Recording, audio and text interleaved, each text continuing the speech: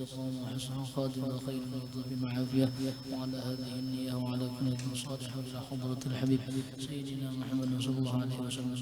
الفاتحة. أعوذ بالله من الشيطان الرجيم. بسم الله الرحمن الرحيم. الحمد لله رب العالمين الرحمن الرحيم مالك يوم الدين. إياك نعبد وإياك نستعين الصراط المستقيم صراط الذين أنعمت عليهم غير المغضوب عليهم ولا الضالين آمين. بسم الله الرحمن الرحيم.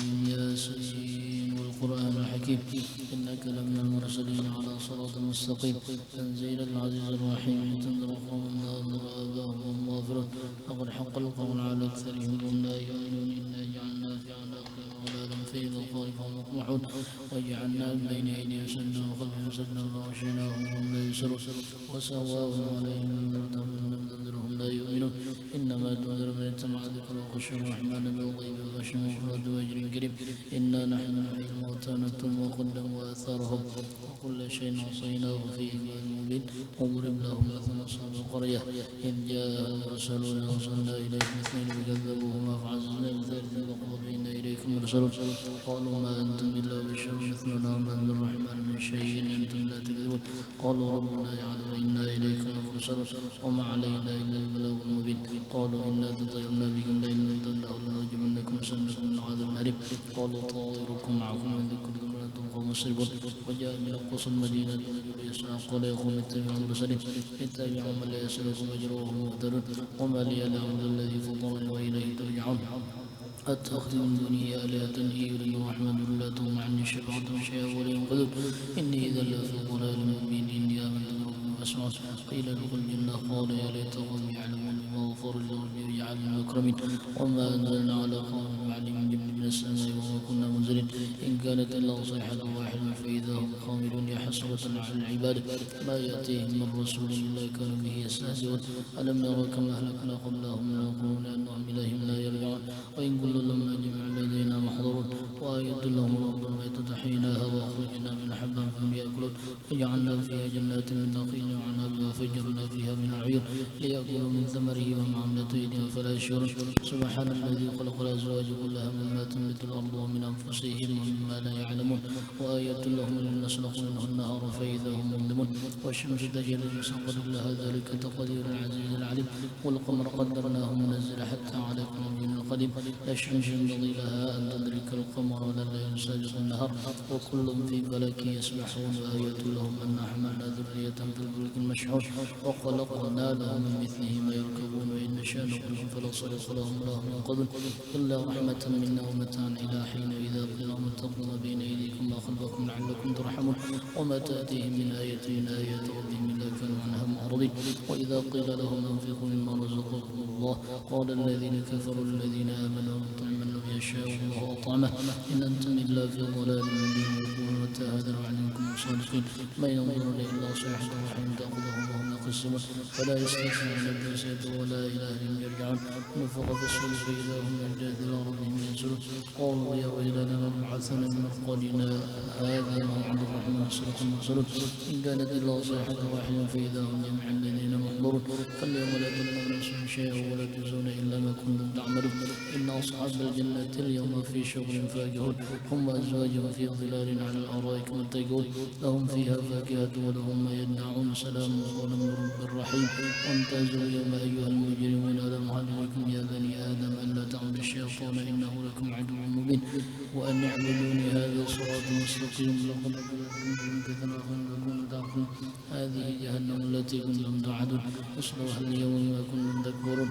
اليوم نختم على أفواههم وتكلمنا أيديهم وتشهد أرجلهم بما كانوا يكسبون. ولو نشاء لطمسنا على عين فسلكوا الصراط فأنى يبصرون. ولو نشاء لمسخناهم على مكانتهم فما استطاعوا مضيا ولا يرجعون. ومن نعمر ننكس من خلقها فلا يعقلون. وما علمناه الشعر ما ينبغي له إن هو إلا ذكر قرآن مبين لينذر من كان حيا ويحق القول على الكافرين.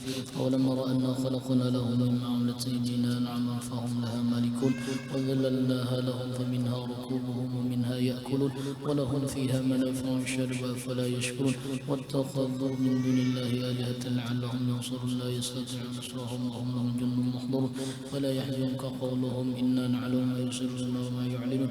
أولم الإنسان أنا خلقناه من نطفة فإذا هو خصيم مبين وضرب لنا مثلا ونسى خلقه قال من يحيي العظام وهي رميم قل يحييها الذي أنشأها أول مرة وهو بكل خلق عليم الذي جعلكم من الشجرة نارا فإذا أنتم منه توقدون وليس الذي خلق السماوات والأرض بقادر على أن يخلق مثلهم بلى هو الخلاق العليم إنما أمره إذا أراد شيئا أن يقول له كن فيكون سبحان الذي بيده ملكوت كل شيء وإليه ترجعون بسم الله الرحمن الرحيم الحمد لله رب العالمين اللهم صل وسلم على سيدنا محمد وعلى آله وصحبه أجمعين سبحان المفرج عن كل محزون سبحان من إذا أراد شيئا أن يقول له كن فيكون سبحان من جعل خزائنه بين الكف والنور يا مفرج فرج همنا وغمنا وحالنا فرجا عاجلا برحمتك يا أرحم الراحمين اللهم إنك جعلت سورة ياسين لمن قرأها ولمن قرأت عليه ألف شفاء وألف قوة وألف دواء وألف علم وألف بركة وألف سلامة وألف حاجة وسميتها على لسان نبيك سيدنا محمد صلى الله عليه وسلم المعمة تعمل صالحا ويا خير الدارين والدافع عنا كل مضره يا قاضي الحاجات ويا دافع البليات يقضي حاجاتنا يا الله ويا إله الأولين ويا إله الآخرين ويا خير الناصرين من أنزلته عليه يا رب العالمين بركة سورة ياسين اللهم اشفنا بشفائك وداونا بدوائك شفاء عاجلا كاملا بحق القرآن العظيم ونبيك الكريم بحق سورة ياسين وبحق شهر ربيع الأول برحمتك يا أرحم الراحمين صلى الله على سيدنا محمد وعلى آله وصحبه وسلم قل سبحان ربك رب العزة عما يصفون وسلام على المرسلين والحمد لله رب العالمين على ما نوى به شيخنا محمد زين عبد الغني وأحمد زهدي الهدي محمد وعلى ما نوى به سيد شرف الدين محمد البوصري وإلى حضرة النبي الفاتحة بسم الله الرحمن الرحيم الحمد لله رب العالمين إياك نعبد وإياك نستعين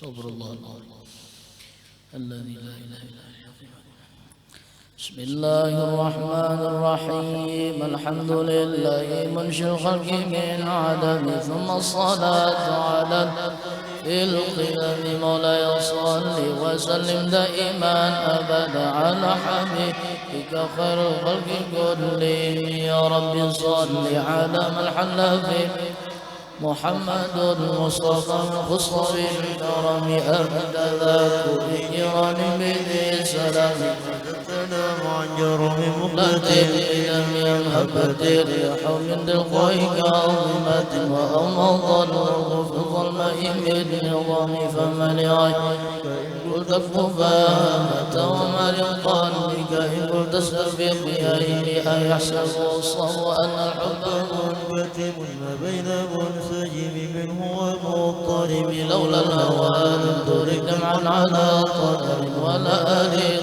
لذكر البني والعالم فكيف تنكره بعدما شهدت به عليك عدول الدمع والثقم وأثبت الوجه الخط عمرة مثل البهار على خدك والعالم نعم صراط ومن فأرقني والحب يعترض الذات بالألم علي بالهوى العظيم عذرة مني إليك ولم ترمي على حالي على سر بمستتر عن الوشاة ولا بمنحسب وحتني النصح لكن لست أسرع إن المحيب عن المختلف من الدهات نصي الشيء في عدد الشيء أبعد في نصح عن التهم فإن أمرت الصيمة تعرض من جلها بنذر الشيء والحرم ولا أعادت من الفعل الجميل قراء لما برث غير متشمر كنت أعلم أني وهو كتمت سر بدل منه بالكتم مولاي صل وسلم دائما أبدا على حبيب خلق كلهم يا ربي بالمصطفى بلغ قاصدنا واغفر لنا ما مضى يا واسع الكرم من لمراده محي من غوايته كما يرى تجمع الخليل للنجوم فلا تروم بالمعاصي كشف شهواتها إن الطعام يقوي شهوة النعيم ونفسك إثم مشابه بالرضاع وإن تفلم ينفضي بفتح هواها وحذر أن تولي إن الهوى تولى يسمع أو يصم ورعيها وهي في العمد سائبة وإن هي اشتلت المرعى فلا تسم كم حسنت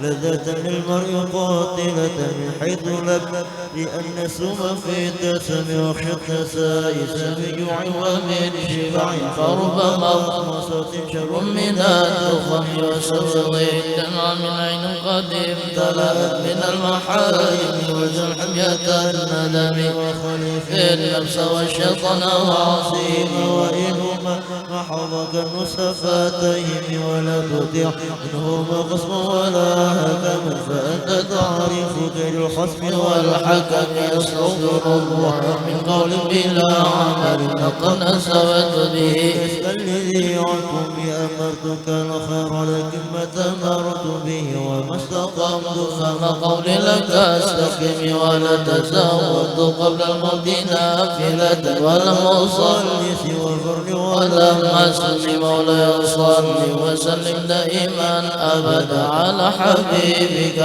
خير الخلق كلهم يا ربي بالمصطفى بلغ مقاصدنا واغفر لنا ما مضى يا واسع الكرم ظلمت سنة منح الظلام إلى أن شقت قدمه الضر من ورم وشد من صغب أشاه وطغى تحت الإجارة كشف مطرف الأذن وروادت والجبال شم من ذاك عن نفسه فأراها أيما شمم وأكدت زده في ضرورته إن الضرورة تدعد على الصم وكيف تدعو إلى الدنيا ضرورة فلوله لم تخرج الدنيا من العدم محمد سيد الكونين والثقلين والفريق حرب وبين وجم نبينا الأمير فلا أحد أبر في قول منه ولا نعم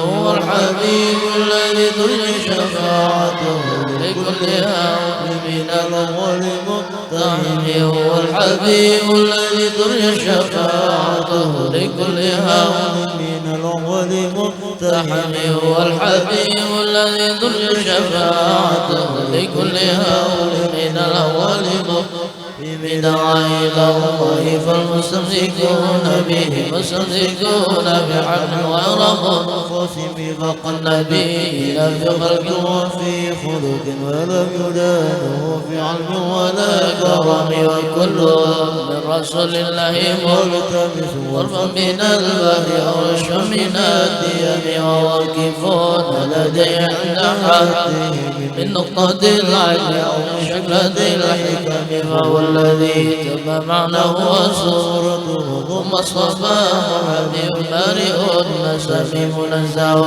عن شريك في محاسنه فجوار الحسن فيه غير منقسم نعمة عاته النصر في نبيه واحكم بما شئت مرا فيه وتكم فانسب إلى ما شئت من شرف وانسب إلى قديم ما شئت من عظم فإن فضل رسول الله ليس له حد فيح عنه نطق بفم ونسفات ونوايته عظما يسمه من عدل سر من بمدعي به حرصا علينا فلم نرتقى لله عن الورى ومعناه فليس يرى القرب والبعد منه غير منفحم كشمس توبين من بعد صغيرة وتقل طرفا أمام وكيف يدرك في الدنيا حقيقته غم النيام عنه العلم فيه أنه بشر وأنه خير خلق الله كلهم وكل آية ترسل الكرام فإنما تصلت من نوره بهم فإنه شمس ضده الكواكب يظهرن أنوارا إن أسس في غلام أكرم بالخلق نبي ثناه خلق بالحسن والشميل بالبشر متسم كالزهر في طرب والبدر في شرف والبهر في كرم والدر في همم كأنه وهو فرد في جلالته في عسكر حين تلقاه وفي هشم كأنما اللؤلؤ المكنون في صدف من بعد لا يمدك منه متصم الأرض ما يعدل الأرض ما أعظمه طوبى لمنتشك منه وملتزم ولا يصلي وسلم دائما أبدا على حبيبك خير الخلق كلهم يا ربي بالمصطفى على الكرم أبدا ما أريد عندي بعذر يطيب موددا ومختتم ومتفرس في الغرف أنهم قد أنذروا بملول الغوص والنقم وبدأ كسرى وهو منصرع كشم أصحاب كسرى غير ملتئم والنار خالدة الأنفس من أسف عليه والنار سيل العين من سدم وسأسا بحيرتها ورد وارد والغى الحين ضمك كأن بالنار بالماء بالليل المستوى بالماء بالنار بالضرم والجن تهتف والمن ساطعة والحق يوهر بمعنى ومن كلم عم وصم بشاير تسمع وبارقة من ذل لم تسم من بعد ما أخبر لك مكاين بأن دينه معجل لم يكن وبعدما في الأفق من نشوب مقدة وفوق في الأرض من صنم حتى ودا عن طريق الوهي منهزم من الشياطين يكو إثر منهزم كأنهم ربا أفضل أمرات أو عسكر بالحصى من راحتيه رمي نبذا به ببطنه من أبذى المسبه من شيء ملتكم مولاي صل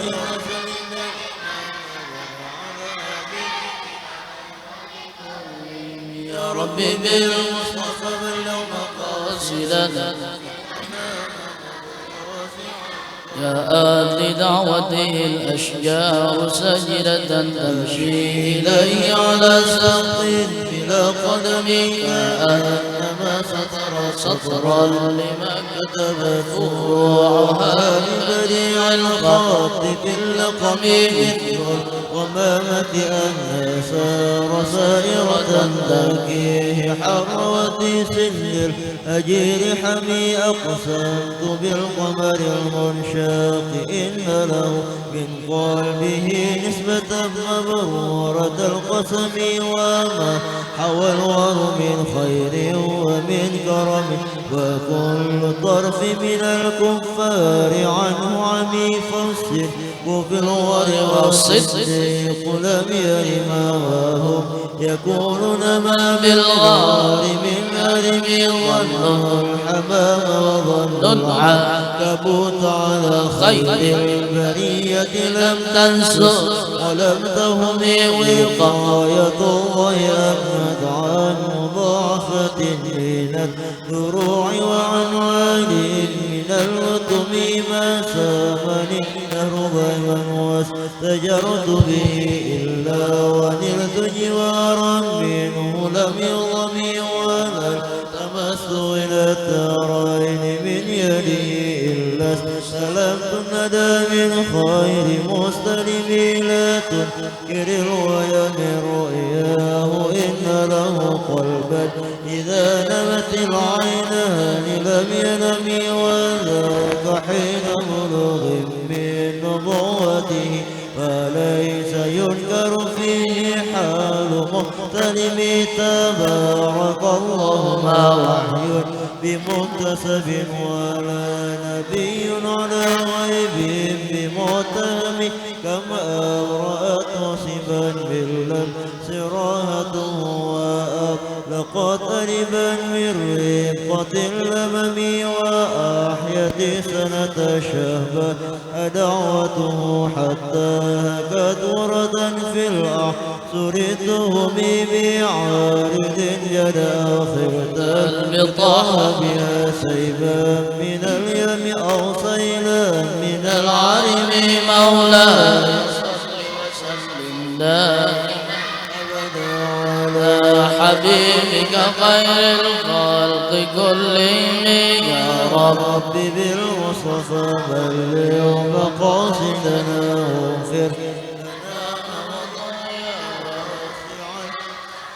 دعني ووصفي آية له ظهرت ظهرنا للقرار على عدم فانظر يزداد حسنا وهو مرتضم وليس ينقص غير منتظم فما تطاول أمل المديح لما في من كرم الأخلاق والشيم آية حق من الرحمن مهنة غنيمة صفة موصوف بالقدم لم تقترن بزمن وهي تخبرنا عن المعاني وعن رمد مد إلينا ففقد كل معجزة من النبيين إذ جاءت ولم تدم محكمات فما تمكن من شبه الانشقاق ولا تمكن من حكم ما حربت وتعل على من حرب على العالي إليها ملقيا السلف ردت بلاغة هدى ومعارض يا رد الغيور يد الجني عن الحرم لا معارك مجبر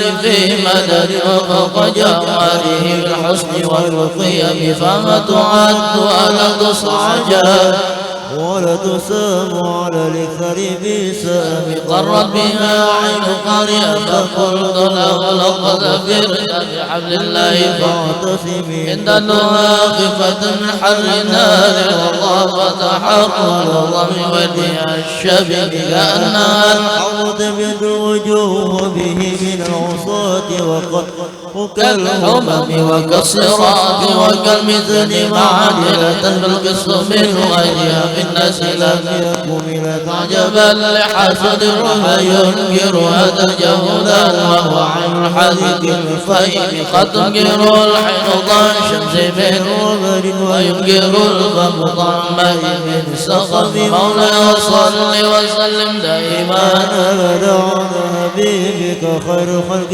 كلهم يا ربي بالمصطفى بلغ مقاصدنا واغفر لنا ما مضى واسع الكرم يا خير من يمام العفو ساحته سعيا وفق مطول أن ينكر رسومي ومن والآية الكبرى لمعتبرين ومن هو النعمة العظمى لمغتنمين سريت للحرم ليلا إلى حرمي كما سرى البدر في جنب الظلم وبت ترقى إلى أن نلت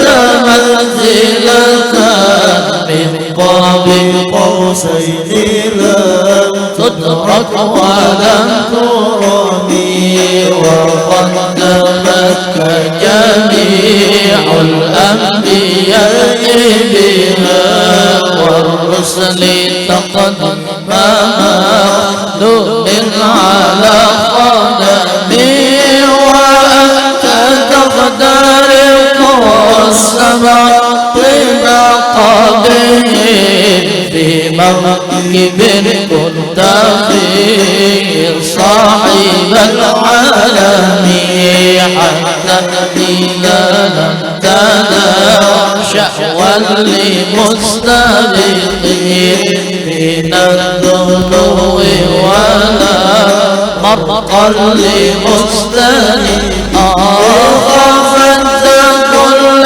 مقام بالإضافة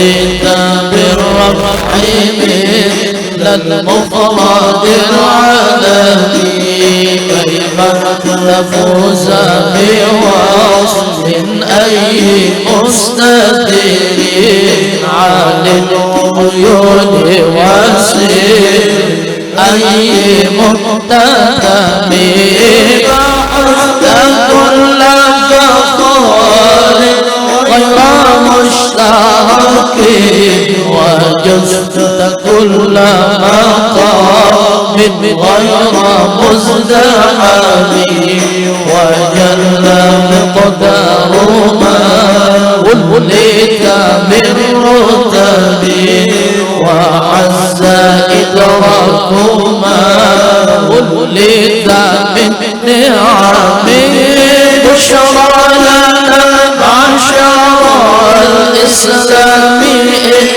إننا من العناية غرنا غير منادم لما دعا الله داعينا لطاعته أكرم الرسل كنا أكرم الأمم مولاي صل وسلم دائما أبدا على حبيبك خير الخلق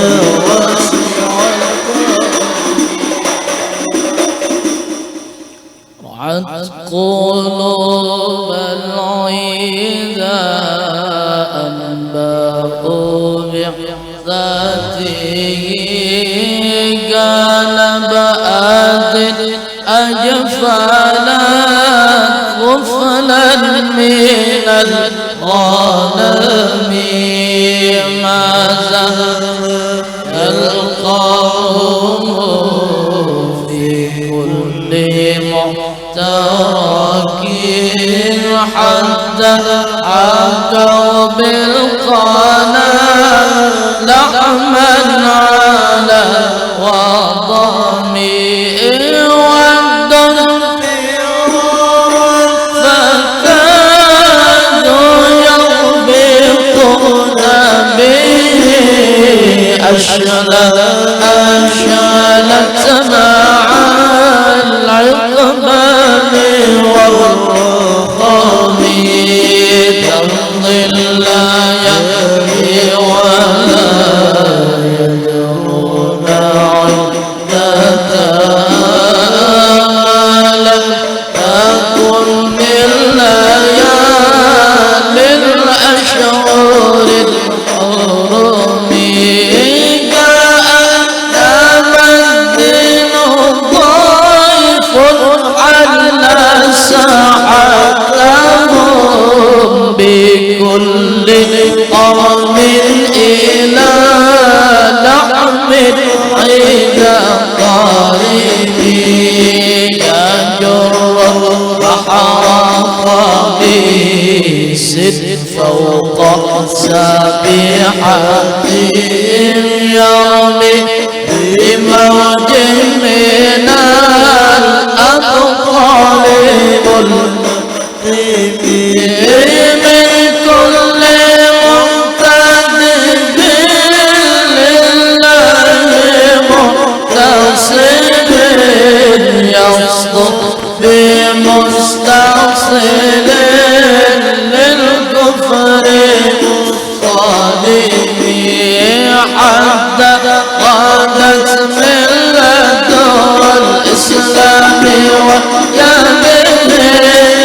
بعد غربتها موصولة الرحم مقبولة أبدا منهم بالقدر آمن وخير بعل فلا ديت ولم تئن هم الجبال فسال عنهم صدمهم هذا رأى من وراء في كل مصطدم وسل حنين وسل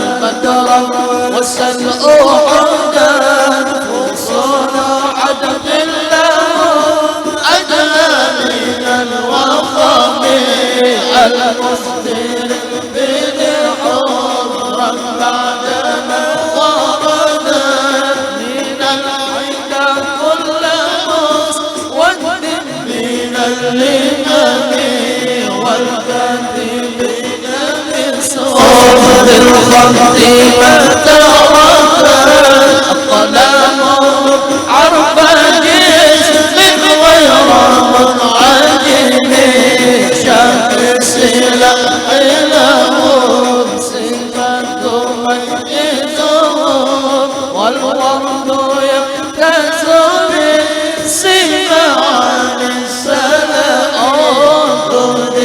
إليك النصر نشرهم وتحسن الثرى في الأكمام كلك منك أنهم في ظهور الخير نقتربا من شدة الحزم لا من شدة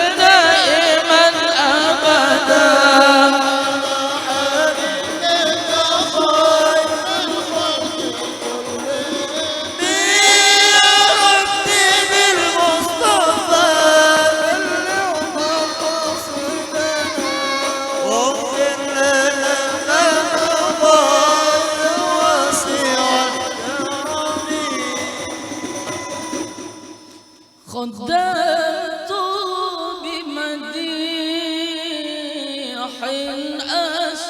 أستقيل به ذنوب عمر مضى في الشعر والخدم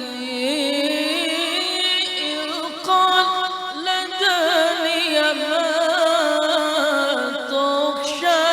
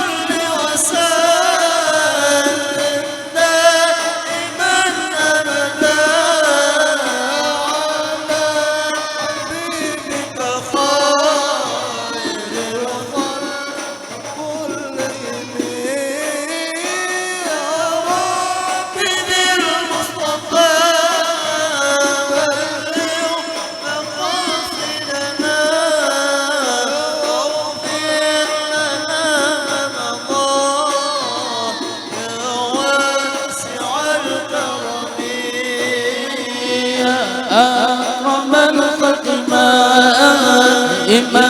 أنوذ به سواك عند حلول الحادث العلم ولا يضيق رسول الله إجابك به إذا كريم تجلى بمنتقم فإن من جودك الدنيا وضرتها ومن علومك علم اللوح والقلم أنا صلاة ابنتي من زلة عظاء إنك باير في غفرانك الأمم لعل رحمة ربي حين يقسمها تأتي على حسب العصيان بالقسم يا ربي واجعل رجائي غير منعكس ناداك وجع حسابي غير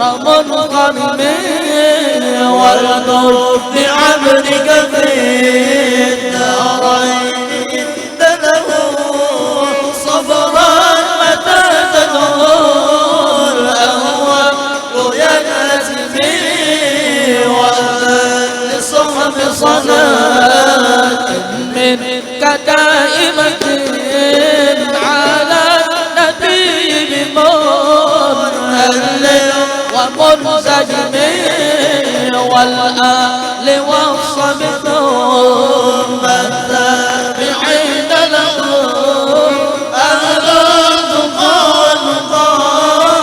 والحلم والكرم ثم رضا عن أبي بكر وعن عمر وعن علي وعن عثمان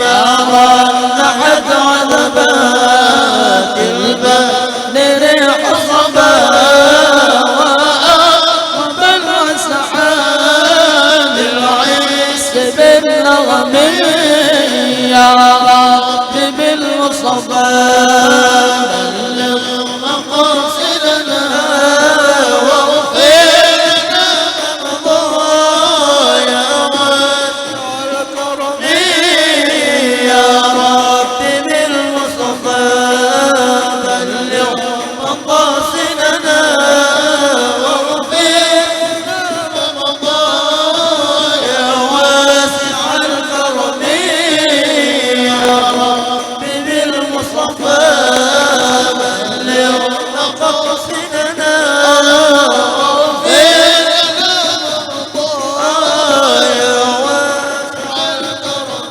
واغفر إلهي لكل المسلمين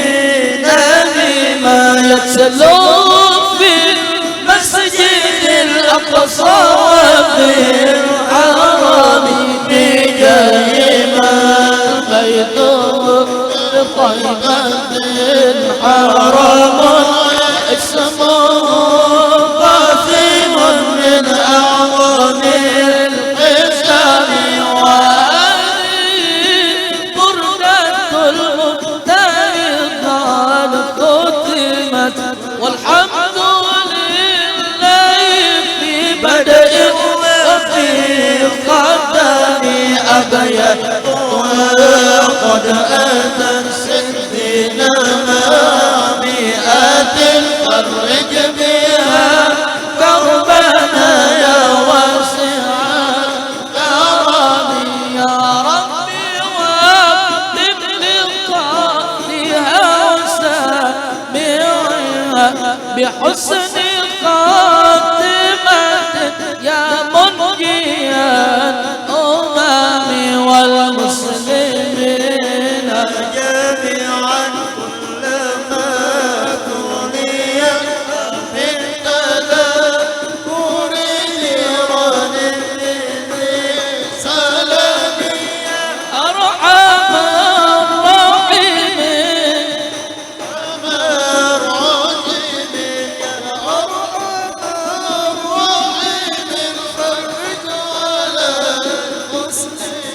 يا أرحم الراحمين يا أرحم الراحمين يا أرحم الراحمين فرج على المسلمين يا أرحم الراحمين يا أرحم الراحمين يا أرحم فرج على المسلمين.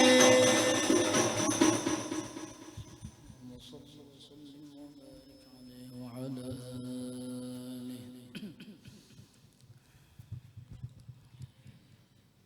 اللهم صل وسلم وبارك عليه وعلى آله من حمله لما مضى شهران قد وافى المنون أبا النبي الأجولا وبطيبة قد كان ذلك مذ أتى أخواله من أرض الشام مسعدا وقام فيها عندهم متوجعا شهرا سقيما صابرا متجلدا وضريحه قد أشرقت أنواره من زاره نال المنى والمقصدا ولدى تمام الحمل 9 أشهر حانت ولادة من أتانا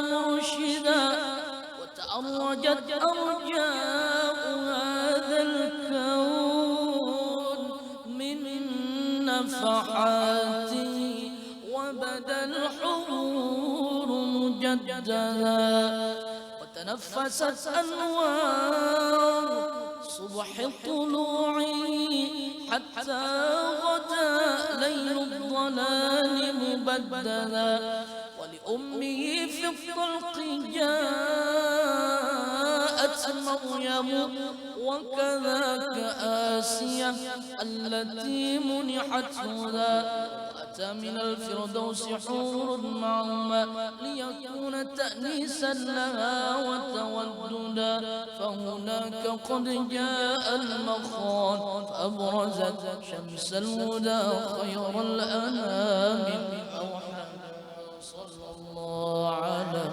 محمد صلى الله وسلم صلى الله على محمد صلى الله عليه وسلم صلى الله على محمد يا ربي صل وسلم شرق البدر علينا فاختفت منه النور شرق البدر علينا واختفت منه النور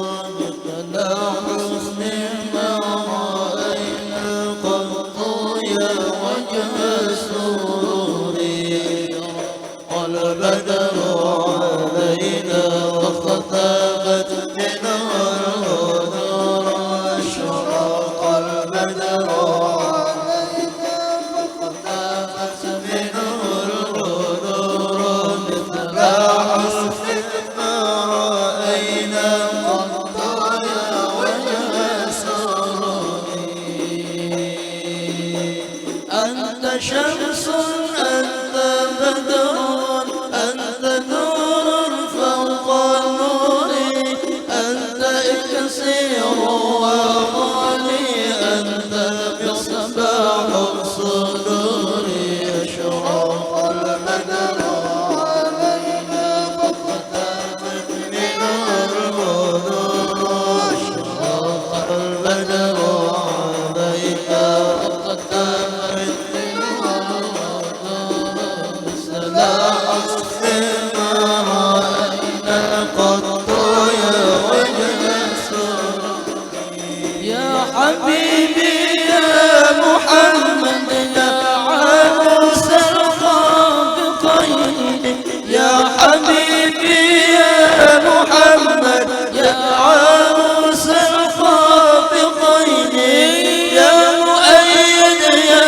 ممجد يا إمام القبلتين أشرق البدر علينا وفتحت منه الغدور أشرق البدر علينا وفتحت منه الغدور مثل عصف ما رأينا قط يا وجه سروري من رأى وجهك يسعد يا كريم الوالدين حوضك الصافي المبرد وردنا يوم النشور ما رأينا العيس حنت بالسرى إلا إليك ما رأينا العيس حنت بالسرى إلا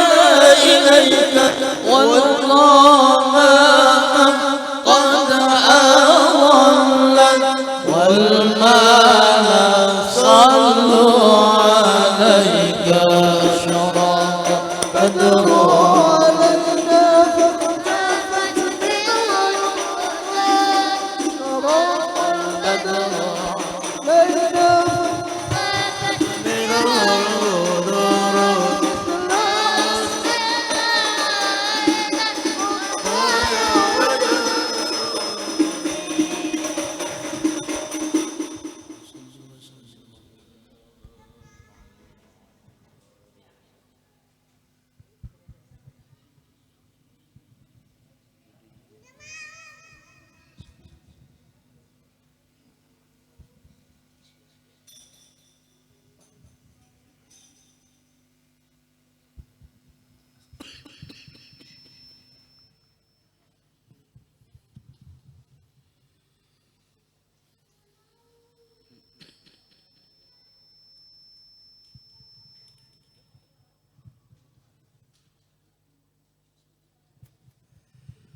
Bismillahirrahmanirrahim.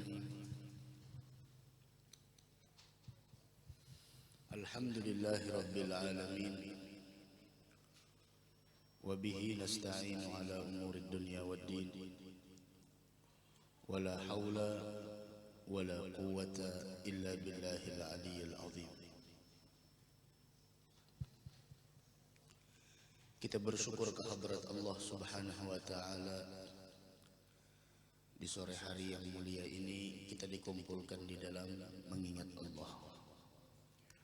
Kita dikumpulkan di dalam perkumpulan yang sama-sama kita bersolawat kepada Nabi besar Muhammad sallallahu alaihi wasallam. Yang mana orang yang bersolawat kepada Nabi Muhammad sallallahu alaihi wasallam segala dosanya akan diampuni Allah dan orang tersebut akan mendapatkan derajat yang tertinggi kelak di padang kiamat. Mudah-mudahan kita diterima di sisi Allah Subhanahu wa taala. Sekarang kita berada di di hari terakhir kita, hari-hari terakhir di bulan Rabiul Awal, yang mana Al-Habib Ali Al-Habsyi sahibul Maulid, beliau mengatakan tentang kemuliaan di hari-hari terakhir di bulan Rabiul Awal. Beliau mengatakan fi akhir Rabiul Awalil masyhur tahyal judud. Ketika kita berada di hari-hari terakhir kita di bulan Rabiul Awal, apabila kita benar-benar mempunyai kesungguhan di dalam mendekat kepada Allah melalui pintu Nabi Muhammad sallallahu alaihi wasallam, tahyal judud, tanah yang tandus akan diberikan oleh Allah Subhanahu wa taala dan akan diganti dengan tanah yang subur. Dari karena itu kita pergunakan di hari-hari terakhir kita di bulan Rabiul Awal untuk mendekat kepada Allah melalui pintu Nabi kita Muhammad sallallahu alaihi wasallam. Karena sesungguhnya ketika orang ingin mendekat kepada Allah, ketika orang ingin mendekat kepada Allah Subhanahu wa taala, tidak akan pernah diterima oleh Allah melainkan dari pintu Nabi kita Muhammad sallallahu alaihi wasallam. Dari karena itu kita bersyukur pada saat ini kita mendekatkan diri kepada Allah melalui Nabi kita Muhammad sallallahu alaihi wasallam, melalui pintu beliau. Karena sesungguhnya Al-Habib Ali Al-Habsyi mengatakan man tawajjah nahwa babik ma raja' min dzaka khaib. Siapa orang yang datang kepada Allah, menghadap kepada Allah melalui pintu Nabi Muhammad, tidak akan pernah disia-siakan Allah. Dari karena itu kita di sore hari ini memanfaatkan waktu-waktu kita.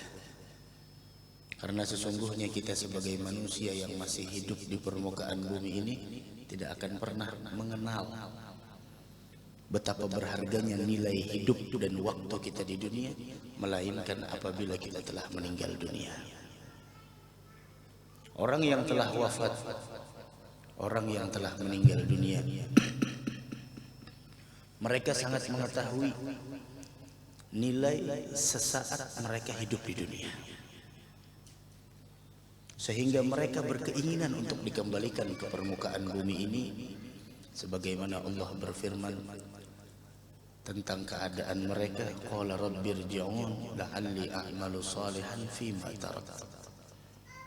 Dalam ayat yang lain mereka mengatakan di sana, hatta idza jaa ahadahumul maut fayaqula rabbi laula akhartani ila ajalin qarib fa asaddaqa wa akum minas salihin. Mereka ingin minta dikembalikan ke permukaan bumi ini walaupun sesaat. Kita yang diberikan bukan sesaat lagi, saat, waktu yang sangat banyak. Namun hanya orang-orang yang muwaffaq, hanya orang yang diberikan taufik oleh Allah untuk bisa menghidupkan waktu semacam ini. Dari karena itu Al-Imam Al-Habib Abdullah Al-Haddad, beliau mengatakan min alamatis sa'adah, tanda orang tersebut beruntung. Mudah-mudahan kita termasuk orang yang beruntung. Beliau mengatakan min alamatis sa'adah ay yuwaffiqallahu al-'abda lil 'amali shalih wa yuyassiruhu lahu. Bahwasanya seorang hamba diberikan taufik oleh Allah untuk melakukan amal saleh. Taufik, keinginan, hendak barang-barang, hendak mengaji, hendak tahajud, hendak salat duha, hendak memaulidan, hendak beberdahan dan lain sebagainya. Itu taufik. Sehingga Al-Habib Ali Al-Habsyi mengatakan bi taufiqihi shara al-muti'u yuti'uhu. Orang tidak akan pernah mampu berbuat taat melainkan dengan taufik dari Allah. Sehingga tanyakan kepada orang yang penghafal Al-Quran, berapa kali Allah sebutkan taufik dalam Al-Quran? Cuma 1 kali. Dari juz pertama sampai juz 30, 114 surah, cuma satu tempat Allah menyebutkan wa ma taufiqi illa billah. Cuma itu. Ini menunjukkan apa? Taufik ini adalah sesuatu barang yang sangat mahal harganya, yang hanya diberikan oleh Allah kepada orang-orang yang dicintainya. Dari karena itu, salah satu doa yang dipesankan oleh almarhum Guru Bangil, Allahumma inna nas'aluka taubah wal maghfirah wat taufik. Ini orang-orang yang paham. Yang dia minta bukanlah di sana ini itu dan lain sebagainya, taufik. Itu adalah salah satu ciri orang yang ingin diberikan keberuntungan oleh Allah. Ketika kita menginginkan di dalam hati kita akan kebaikan, di sana sudah ada ciri keberuntungan. Dan Al-Imam Al-Haddad Al-Qutb, beliau mengatakan dalam hikamnya, kafa bi fuqdanir raghbati fil khairi musibah. Musibah yang kita anggap saat ini kebakaran, longsor, banjir, dan kita anggap itu musibah besar, itu masih belum musibah besar. Kata beliau, musibah terbesar yang dialami seseorang ketika ketidakadaan lagi di sana, ketika tidak ada di dalam hatinya keinginan untuk melakukan ketaatan, itu musibah. Ini beda, pandangan kita beda. Pandangan seorang yang al-qutub, pandangan para ulama, pandangan orang-orang saleh, dengan pandangan kita musibah itu seperti apa beda. Bagi mereka musibah adalah ketika tidak ada keinginan di dalam hati untuk melakukan ketaatan, itulah musibah. Tapi bagi kita musibah apa? Hari ini kita mungkin belum dapat rezeki, kita mungkin di sana dapat ini, dapat itu, lain sebagainya, tidak kita menganggap itu musibah. Tapi bagi mereka musibah itu adalah ketika tidak ada keinginan di dalam hati untuk melakukan ketaatan, itulah musibah. Sehingga kita lihat para ulama-ulama kita, mobil khusus yang meninggal pada hari ini almarhum Kiai Haji Fahmi Zamzam, yang mana beliau habiskan waktunya dengan ilmu dan amal serta dakwah, sehingga yamutul mar'u ala ma asya alaih. Seseorang meninggal tergantung kebiasaannya hidup. Beliau hidupnya kebiasaannya mutalaah, sampai di rumah sakit pun tidak lepas dari kitab.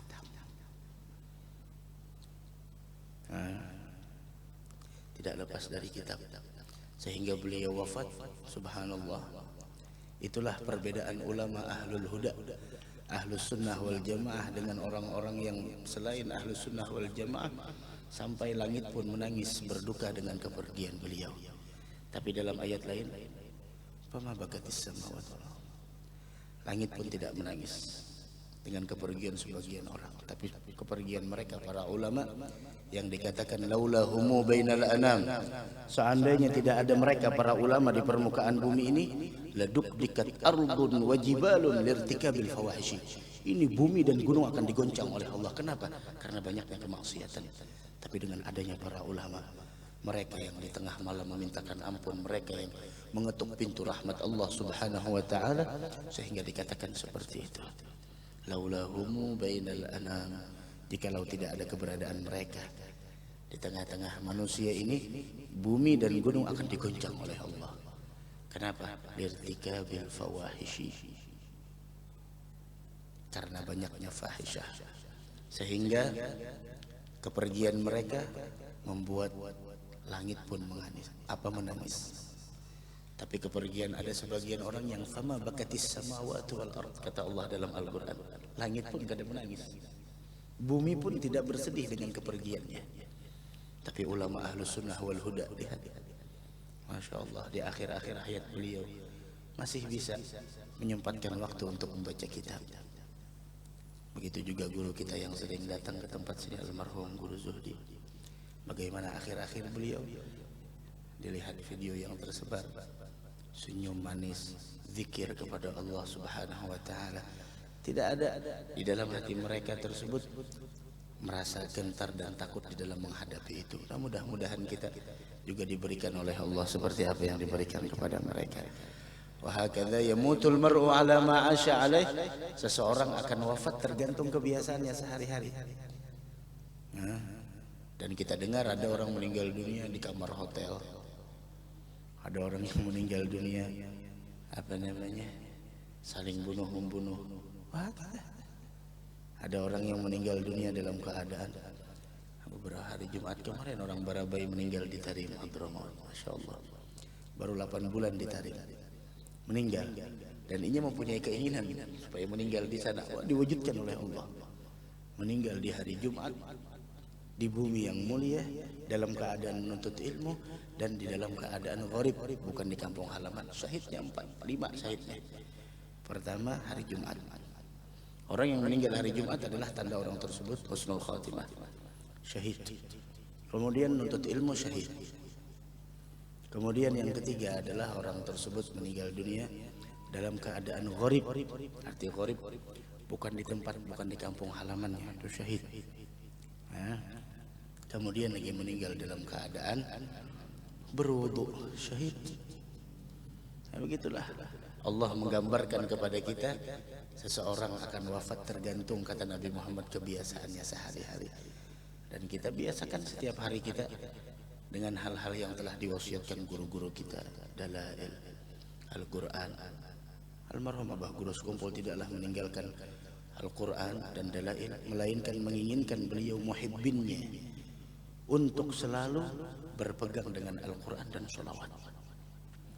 Karena Al-Quran adalah salah satu amalan yang kelak akan memberikan syafaat bagi orang yang membacanya. Yang kita sayangkan, ada orang muslim yang mengaku beriman kepada Allah dan Rasulnya, dalam satu hari tidak satu huruf Al-Quran masuk melewati tenggorokannya. Dan dia mengaku cinta, dan dia mengaku kenal ini fulan. Kedekatan mereka para ulama Rabbani, mereka kedekatan dengan mereka tidak diukur dengan kenalnya kita ketika alam jasad seperti dekat dengan mereka, pernah foto dengan mereka, pernah ini pernah itu. Tapi ulama Rabbani, mereka kedekatan dengan mereka adalah bagaimana kita mengamalkan daripada wasiat beliau. Hainamal gurubul arwah, kedekatan yang sebenarnya ruh. Kalau hanya jasad akan terpisah dengan kematian, tapi ruh yang selalu kita di sana mengamalkan apa yang diwasiatkan oleh beliau, insya Allah nyambung. Nyambung. Nah, mudah-mudahan kita seberata dapat taufik dan hidayah, insya Allah. Ayyuwaffiqallahu al-'abd lil 'amali shalih, diberikan taufik untuk melakukan amal soleh. Yang kedua, ciri orang tersebut mendapatkan keberuntungan, wa yuyassiruhu lahu, dipermudah. Karena banyak orang yang mempunyai keinginan namun tidak dipermudah. Orang banyak punya keinginan hendak bersedekah tapi tidak dipermudah. Kenapa kada dipermudah? Duitnya kada. Orang hendak tahajud tapi kada dipermudah. Kenapa? Kada bangun. Orang ada yang di sana menginginkan untuk membaca Al-Quran, namun susahnya luar biasa. Makanya sering belum sampaikan, semakin berat suatu amalan kita amalkan, suatu amalan dan ibadah kita lakukan, ketahuilah di dalamnya terdapat ganjaran yang sangat besar. Ngalih benar hendak baca Quran, paksa saja di dalamnya tuh kunul benar pahalanya. Kenapa? Karena di dalam diri kita ada nafsu dan di luar kita ada syaitan. Dan Allah mengatakan, inna syaitana lakum aduun fattakhidhuhu aduwa. Syaitan itu adalah musuh bagi kalian, maka jadikanlah dia musuh kalian. Yang namanya musuh, kalau kita ada dimusuhi seseorang, yang namanya musuh pasti dia menginginkan orang yang dimusuhinya tersebut celaka dan binasa dengan cara apapun. Apalagi permusuhan kalau sudah didasari dengan iri dengki. Nah, ini bahaya. Tuan guru lawan tuan guru juga biasanya beririan, bahasa sambatan, bebuhan. Apalagi pengusaha dengan pengusaha juga melihat ini pindah nyaman hidup, ini pindah ngalih urusnya, ini pindah nyaman. Setiap permusuhan masih bisa didamaikan, kecuali permusuhan yang didasari dengan iri dan dengki, tidak akan pernah bisa didamaikan. Sampai orang yang dia irikan tersebut dan orang yang dia musuhi itu binasa, baru selesai. Itu permusuhan, hati-hati. Kemudian wa yuyassiruhu lahu, dipermudah baginya, dimudahkan kita untuk berbuat ketaatan. Yang namanya syaitan tidak tinggal diam. Makanya syaitan itu paling sibuk ketika detik-detik terakhir kita hidup di dunia. Itu syaitan paling sibuk di sana. Kenapa jadi paling sibuk? Itulah kesempatan terakhirnya untuk menggoda manusia. Sehingga Al-Imam Ahmad bin Hanbal ketika beliau ingin wafat ditalkinkan, la ilaha illallah, la ilaha illallah. Syukur-syukur ada yang mentalkinkan. Yang kita khawatirkan usia kita meninggal dunia karena ada yang mentalkinkan di higa kita. Di la ilaha illallah, la ilaha. Imam Ahmad bin Hanbal di alam lain sudah. Karena diriwayatkan dalam kitab Tazkirah Al-Qurtubi, ketika menjelang sakaratul maut itu orang-orang yang telah mendahului kita seperti ayah dan ibu kita yang sudah mendahului itu datang. Dan itu bukan ayah dan ibu kita, tapi syaitan yang menyerupai mereka. Tujuannya apa? Kata ayah dan ibunya, udah lepaskan agama Islam, kami telah mendahului engkau dan kami lebih tahu. Yahudi dan Nasrani itu yang paling benar, jangan disembah Allah. Pada saat itu cuma kita yang mengetahui, orang di samping kita masa bodoh. Makanya orang sakaratul maut. Dan semua perbuatannya dari masa muda sampai saat itu diperlihatkan. Namun orang yang ahli solawat, siapa orang yang mengamalkan solawat 1000 dalam sehari tidak kurang, maka orang tersebut tidak akan pernah meninggal dunia hatta yara mag'adahu minal jannah, sampai dia melihat kedudukannya di mana dalam surga. Nah, mudah-mudahan dapat taufik hidayah. Kalau tasbihnya pasti bisi sudah. Anak tasbih nang larang kayak apa bisi. Tapi pengamalannya, pengamalannya yang penting. Tasbihnya sudah bisi, tinggal keinginannya, kemudian dan dimudahkan oleh Allah. Makanya Allahumma a'inni ala dzikrik. Di sana ada penghambaan kita. A'inni artinya kita yang lemah. Kita minta tolong, yang namanya hamba minta tolong. Kadang-kadang kita ya karena merasa sudah punya dan lain sebagainya angkuh dan sombong, sehingga tidak lagi a'inni, merasa diri hebat. Tapi di sini Rasul mengajarkan kepada kita melalui Sayyidina Mu'adz yang sangat menyambungnya, Allahumma inni ala dzikrik wa syukrik wa husni ibadatik. Itu Nabi kita Muhammad sallallahu alaihi wasallam. Itu paling sibuk. Sampai Imam Ahmad bin Hanbal, la ilaha illallah, beliau ketika santrinya menggiring untuk mentalkinkan beliau, la ilaha illallah, la ilaha illallah, tidak mampu untuk membaca. Bukan tidak mampu, tapi Imam Ahmad bin Hanbal di alam lain sambil mengatakan la, sambil menggelengkan kepala, la. Artinya kada. Oh, santrinya bingung. Seorang Imam Ahmad bin Hanbal sahibul madhab, kenapa tidak mau mengucapkan kalimat la ilaha illallah sampai beliau pingsan. Ketika beliau pingsan, setelah beliau pingsan siuman dah sadar, ditanya, ya Imam, kenapa tadi ketika kami engkau talkinkan dengan la ilaha illallah engkau mengucapkan tidak. Kata beliau, barusan ketika kalian mentalkinkan la ilaha illallah datang syaitan sambil mengatakan kepada saya, futtana ya Ahmad, kami tidak bisa menggodamu wahai Ahmad, engkau hebat, engkau sangat luar biasa. Saya mengatakan belum, tidak, masih belum. Kenapa? Karena roh masih ada di jasad. Tujuan iblis pada saat itu untuk memasukkan sifat ujub di dalam hati. Yang sifat ujub adalah salah satu al-muhlikat yang membinasakan seseorang. Dari karena itu Guru Mulia Al-Habib Umar, beliau pernah bercerita kepada kami bahwasanya ada orang yang ketika hendak meninggal dunia ditalkinkan la ilaha illallah, kada kau mengucapkan, kasihan, kada kau mengucapkan. Ternyata ditanya, kenapa jadi sampai seperti itu? Dia mengatakan mana'atni nadratu haramin lam atub minha. Yang membuat aku berat untuk mengucapkan la ilaha illallah karena masih ada dosa dari penglihatanku yang melihat sesuatu yang haram yang aku masih belum sempat bertaubat kepada Allah. Dari karena itu susah mengucapkan kalimat la ilaha illallah. Nah, dari karena itu kita melihat orang-orang ulama-ulama kita meninggal dunia nyamannya, masya Allah. Dan beruntung orang yang ikut mensolatkan mereka, karena mensolatkan jenazah yang dosanya diampuni oleh Allah, paling minimal dosa orang yang mensolatkan tersebut diampuni oleh Allah. Nah, itu di dalam kitab dijelaskan. Itu alal agal, paling minimal, belum lagi yang lainnya. Makanya di Hadramut di zaman dahulu ada orang datang dari pasar, empat mensolatkan orang yang meninggal dunia. Karena di Hadramut itu Pak, khusus tempat mensolatkan orang meninggal.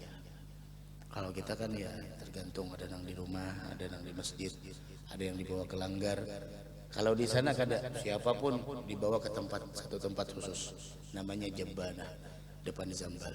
Wah, insyaallah mudah-mudahan bisa ke sana seberata. Mungkin ke sana kita melihat itu mana Jabbana dan sebagainya. Jadi Jabbana itu letaknya parak pasar. Sehingga ada orang meninggal dunia, kemudian ada orang di pasar sedang bertukar daging mentah. Ada yang meninggal dunia empat mensolatkan karena hakul muslim alal muslim, kewajiban sesama muslim. Kalau kita kadang-kadang kalau yang ada diundang, yang ada datang, harusnya hakul muslim alal muslim. Salat jenazah, Allahu Akbar. Setelah salat pulang. Setelah pulang diambil itu daging, dimasak, digoreng di atas api. Tapi yang ajibnya itu daging tidak mau masak, tetap seperti semula mentah. Bingung ada apa? Dia bingung, datang ke orang soleh. Ini kenapa dagingnya kada mau masak, dimasak? Jadi sidin, kamu datang di mana? Di pasar mungkin. Terus pulangnya sholat jenazah. Jenazah siapa? Belum kada tahu. Oh, wajar. Yang ikam sholatkan adalah jenazah wali min auliyaillah. Jenazah wali min auliyaillah. Yang ada di sana wali min auliya, hari ini meninggal, engkau sholatkan sampai daging yang ikut serta denganmu pun tidak disentuh oleh api dunia. Makanya kenapa kalau kita lihat umumnya ada tuan guru meninggal, ramainya orang membayangkan, yaitu kita kadang-kadang banyak aja sidin sangu, bisa ya sidin jalan. Kadang-kadang kayak kita. Padahal ketika kita mensolatkan sidin, kita yang dapat manfaat. Kita yang dapat manfaat, kita, bukan beliau. Beliau sudah masya Allah, apalagi kayak Buya Ki Haji Fahmi Zamzam, subhanallah, pondok sudah luar biasa. Kemudian lagi di sana anak murid yang banyak, kemudian ilmu yang sangat bermanfaat. Berapa karangan-karangan beliau? Itu semua adalah jariah. Kadang-kadang kita wah biar aja ini dan sebagainya. Itu alal agal, paling minimal, paham? Paling kurang yang didapatkan orang yang ikut mensolatkan takziah ke tempat beliau, dosanya diampuni Allah. Apalagi yang lebih lagi dari itu, kelak dikenali oleh beliau, dapat syafaat dari beliau dan lain sebagainya. Seperti itu. Kemudian kalau orang Banjar, kalau orang kita meninggal dunia di Tarim, itu dimakamkan di Zambal, sekomplek dengan Fakihil Muqaddam, sekomplek dengan Habib Abdurrahman As-Seggafi yang punya anak 12 semuanya kutub, dan bermakam di sana. Sekomplek lawan sidin, apa ada lagi? Dan di samping para sahabat 70 mereka yang pernah ikut serta dalam perang Badar. Orang Banjar yang meninggal di sana, Al Habib Nur Rahman Bahashim, tahulah yang lamak tuh orang Basiri, bukan Al Habib Betilantang. Nur Rahman Bahashim meninggalnya hari Jumat juga, masya Allah. Nah, itu orang-orang yang dipilih oleh, dan beliau pun di sana kesungguhannya luar biasa. Ujar sidin bepadah dengan ulun setejar. Pokoknya hidup kah mati kah? Pokoknya harus ke sana. Hanya mati juga sidin, subhanallah. Coba lihat. Habib Nur Rahman Bahashim meninggal di Tarim hari Jumat, masya Allah. Dan hari ini pun, kemarin pun orang Barabai hari Jumat juga, masya Allah. Ini luar biasa. Mudah-mudahan kita dimuliakan insyaallah. Nang kayak kita nih, kita pengmaharap hari Jumat dalam keadaan bodoh. Mun tuan guru hari apakah? Bebas saya Sidin. Kenapa? Sidin banyak sangu. Disangui orang pulang. La ilaha illallah. Sudah banyak sangu disangui orang. Kita ini sudah katapi banyak sangu. Kadang menyangui ha pulang nah ini nang mauknya. Syukur-syukur juga ada nang mahadangi di sana pariannya toh. Orang nang mahadangi, siapa nang mahadangi kita? Tuan guru kita enggak tahu kita kenal, makanya ujar Rasulullah banyak kawan yang baik. Kenapa? Bisa jadi dia yang akan memberikan syafaat kepada engkau di hari kiamat. Apalagi ujar Rasulullah dalam hadis lain, jalisul ulama, kalau bisa kita berteman dengan orang-orang yang baik, dengan orang-orang yang punya ilmu agama, karena mereka mengajarkan kepada kita bagaimana cara menjalani hidup. Seperti itu. Nah, ayo. Mudah-mudahan nang ada guru-guru nang ada, mudah-mudahan Sidin panjang umur, sehat walafiat. Kita lagi mikirakan benar, mendoakan mudah-mudahan tinggal lingkungan set dan sebagainya. Ini menjadi sebuah pembelajaran bagi kita. Al-Imam Malik bin Dinar. Kita berkisah sedikit Malik bin Dinar. Ini Malik bin Dinar ini salah seorang ulama sufi, sampai namanya masuk dalam Risalah Al-Qushairiyah. Malik bin Dinar orangnya sugih, tapi sugihnya melalaikannya dari Allah. Dahulu ya wajar ngarannya Malik. Malik itu kan raja, dinar itu kan uang dinar.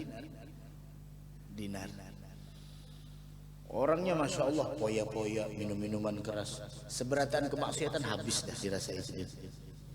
Judinya, ribanya, minum-minuman kerasnya, habis semuanya. Tapi yahdi bihi man yasha wa yudillu bihi man yasha. Tapi hidayah. Suatu hari beliau yang namanya orang kaya ingin menikah dan ingin punya anak.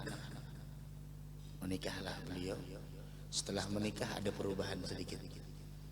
Orang ngomong pindah nakal, kawinakan aja insya Allah hampir nakal sudah. Punya kada hampir nakal, bebangat nakalnya antara dua aja. Berkurang nakalnya sedikit, berkurang nakalnya karena ada bini. Ada bini. Anakan terkurang sedikit karena ada anak. Anaknya bebinian pulang. Subhanallah. Ketika anak umur 2 tahun melihat abahnya di tangan ada minum-minuman keras, sangit anaknya. Baru umur 2 tahun, langsung diambil ke minuman keras, dilempar oleh anaknya. Wah, pecah. Terpukul hati Malik bin Dinar. Subhanallah, di umur ke-3 tahun Allah ambil titipan tersebut. Wafat anaknya. Malik bin Dinar lebih nakal dari sebelumnya setelah wafat anaknya yang umur 3 tahun. Lagi sayang-sayangnya diambil sama Allah. Lebih nakal dan lebih parah dari yang sebelumnya. Sampai ketika beliau minum mabuk, di suatu malam beliau mimpinya tidak nanggung-nanggung, mimpi kiamat terjadi. Sampai beliau melihat bagaimana hari kiamat itu gunung-gunung seperti kapas yang berterbangan, kemudian air laut menjadi sebuah lahar yang ditumpahkan ke seluruh alam dunia. Sampai beliau di sana berlari ketakutan, sampai ketika beliau berlari dihadapkan dengan seekor ular yang sangat besar, yang udah siap dengan mulut yang terbuka untuk menerkam Malik bin Dinar. Malik bin Dinar lari, kemudian ketemu dengan orang tua yang lemah. Kemudian dia mengatakan, ya Syekh, wahai orang tua. Syekh itu bisa diartikan syekh yang memang benar-benar ulama, ada juga syekh diartikan orang tua, kai-kai. Ya Syekh, tolong saya, kenapa? Ada ular yang ingin menekan saya tidak mampu menolongmu, saya juga tua, tidak mampu untuk menghadang daripada ular yang telah ingin menekanmu. Engkau lari ke sana, lari lagi sampai dia naik ke atas gunung, bukit. Melihat di sana ternyata banyak anak-anak kecil. Dari sekian banyak anak kecil tersebut, dia temukan putrinya yang bernama Fatimah yang meninggal dunia dalam usia 3 tahun. Langsung dia memanggil, Fatimah binti, wahai Fatimah anak perempuanku, tolong ayahmu. Kemudian datanglah Fatimah tersebut. Dan Fatimah memegang tangan ayahnya dengan tangan kanannya. Ketika ular tersebut ingin memakan Malik bin Dinar, maka Fatimah cukup mengisyaratkan dengan tangan kirinya seperti ini, maka ular tersebut pergi. Heran Malik bin Dinar. Kemudian Malik bin Dinar bertanya, ya binti, siapa itu semua yang ada kumpulan anak-anak? Kata putrinya, itu adalah anak-anak orang muslim yang telah wafat ketika mereka masih kecil. Ghilmanun mukhalladun, adalah ghilman, kan karena yang membantu kita mereka ghilman tersebut, anak-anak kecil. Nah terus itu siapa? Kenapa sampai ular tersebut ingin menikam ayahmu ini? Kemudian putrinya menjawab, tahukah wahai ayahku, ular yang barusan pian lihat itu adalah gambaran atau jelmaan dari perbuatan kemaksiatanmu di dunia, yang dia akan membahayakanmu sendiri. Dan kakek yang kau lihat barusan itu adalah amal baikmu yang sangat minim, sehingga amal baikmu tidak mampu untuk menolong daripada kebusukan dan keburukan daripada amal jahat. Langsung anaknya menasihati, wahai ayah, alam ya'ni lilladzina amanu an takhsha'a qulubuhum li dzikrillah. Bukankah sudah tiba saatnya bagi orang yang beriman untuk khusyuk hatinya kembali kepada Allah? Menangis Imam Malik bin Dinar. Kemudian belum selesai lagi di sana percakapan tersebut, beliau terbangun dan beliau dalam keadaan ketakutan, dan beliau taubat kepada Allah ketika sholat subuh, mendengar imam pun membaca alam ya'ni lilladzina amanu an takhsha'a qulubuhum li dzikrillah. Beliau lepas semua kemaksiatan, pakaian kesombongan, kekayaan beliau sudah tidak lagi meletakkan di dalam hatinya, hanya sekedar di tangan beliau. Sehingga dalam satu riwayat diceritakan, seumur-umur Malik bin Dinar setelah beliau taubat tidak pernah terlihat dari wajahnya tersenyum. Kenapa? Karena beliau ingat mimpi kiamat tersebut dan bagaimana nasib beliau nantinya di padang kiamat. Dari itu beliau menjadi ulama yang sangat besar. Artinya apa?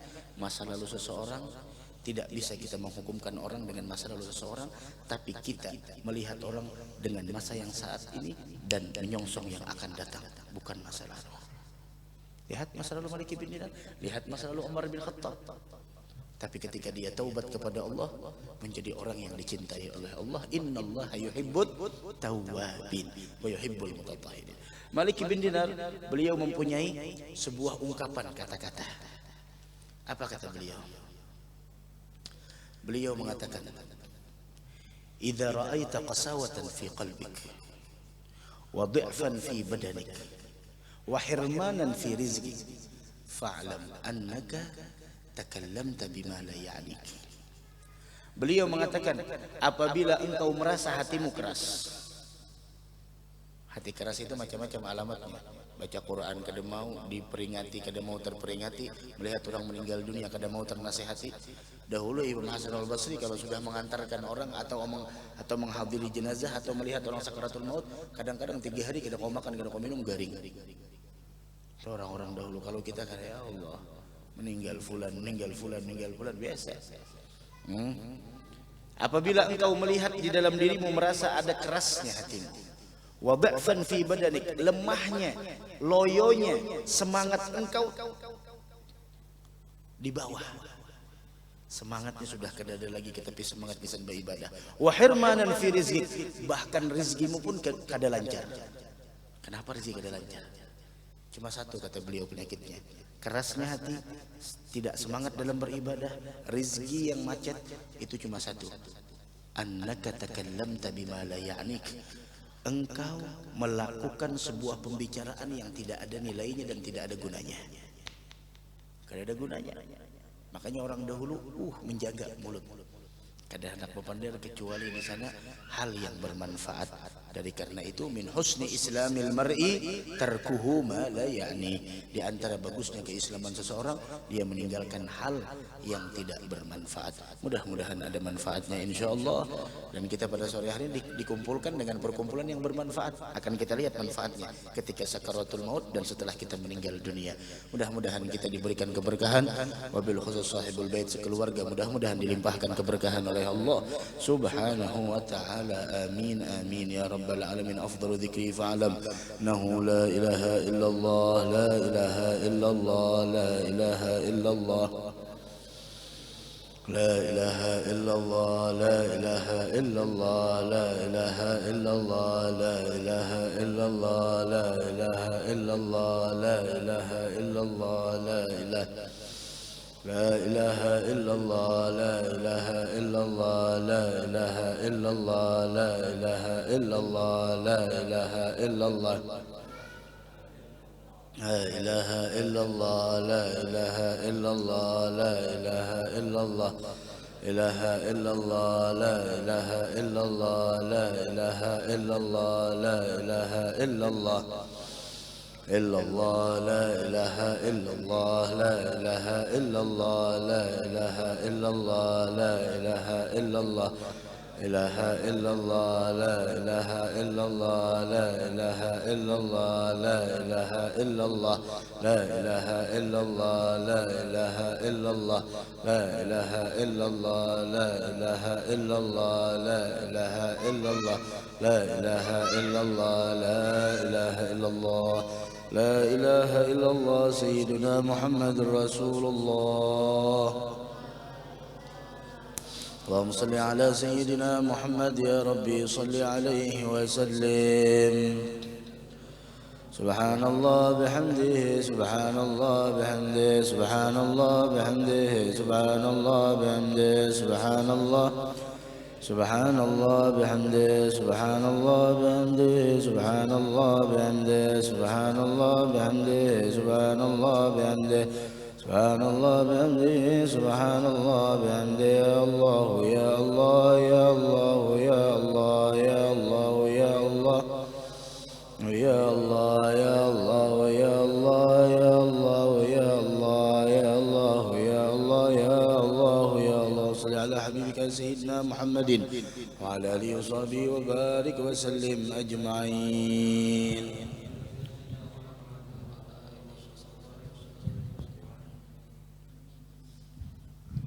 آمين يا الله يا رب العالمين. بسم الله الرحمن الرحيم. الحمد لله رب العالمين.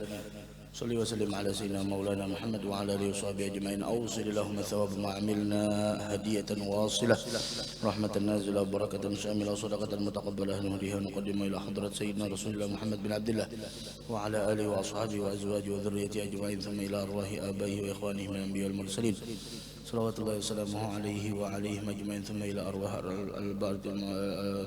ارواح الاربعه الائمه المجتهدين ومقلدهم في الدين علماء العاملين والفقهاء والمحدثين والقراء والمفسرين والسادة الصوفية المحققين وتابعيهم بإحسان إلى يوم الدين، ثم إلى أرواح جميع مشايخنا معلمنا في الدين، ونخص بذلك إلى روح العالم الفاضل الشيخ أحمد فهمي زمزم، ثم إلى روح حجي أنم شكري بن حجي أنم كريم حجي حبيبة بنت محمد ياسين حجي علي منصور بن حجي علي حجه لمعه بنت حجي وهب حجه مسني بنت حجي علي منصور حجي مسلم بن حجي بصرة حجي أسمني بن طالب حجه مصطحة بنتي حجي حسن حجي بصرة بن صفا حجه خديجة بنتي مسرد حجي رحمة سجي نور بن حجي سبي حجه يويون إندرياني بنتي حجي محمد زيني ستون حجه مرفوعة بنتي حجي إبل سنود نور تمرين بن بصري حجي عبد اللطيف بن حجي أمر الله حجي نورhan بن حجي أسمني حجي يسني بن بصرة حابب أبو بكر بن حبيب سليمان بن هاشم قر حجي عبد المطلب بن حجي علي حسن حجي عبد الحليم بن حجي مقسوم حجي هارون بن حجي صبران حجي عالية بنت حجي يوسف حجي سريف حجي سيف الدين بن حجي أنور حجي كرتاسية بنت حجي عبد الله حجي عبد الخير بن حجي يونس حجي عبد الرحمن بن حجي عبد القادر حجي نور حياتي بنت حجي عبد الحرير، ثم إلى أرواحي ثم إلى أرواح آبائنا وأمهاتنا وأجدادنا وجداتنا وجميع قراباتنا وجميع أموات المسلمين والمسلمات المؤمنين والمؤمنات، اللهم اغفر لهم وارحمهم وعافهم واعف عنهم واجعل قبورهم روضة من رياض الجنة ولا تجعل قبورهم حفرا من حفر النار برحمتك يا عزيز يا غفار. ربنا اغفر لنا ذنوبنا ولإخواننا الذين سبقونا بالإيمان ولا تجعل في قلوبنا غلا للذين آمنوا ربنا إنك رؤوف رحيم. ربنا آتنا في الدنيا حسنة وفي الآخرة حسنة وقنا عذاب النار. صلى الله على سيدنا محمد وآله وصحبه وسلم. الحمد لله رب العالمين. تقبل الله منكم.